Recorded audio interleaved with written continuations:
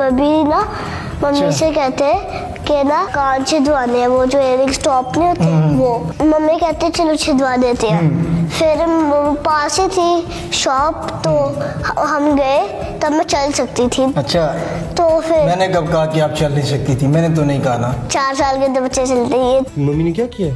Mummy ने पागल कर दिया किसको पागल कर दिया? मुझे। बाइक छोड़ के चल जाओ। क्यों मोबाइल क्यों छोड़ के जाओ?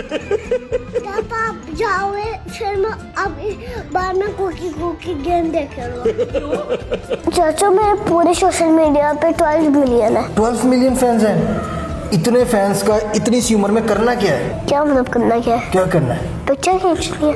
पिक्चर खींचनी है उन्होंने आपके साथ, तो आप तंग नहीं आती? लोग कहते हैं पिक्चर पिक्चर पिक्चर।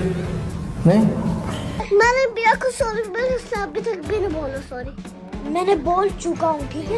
इसे सुना सही बोला, नहीं सही बोला, सही वाला नहीं बोला, सही वाला। मैंने पहले उसको सही वाला बोला था, सॉरी भैया, और ऐसे सॉरी।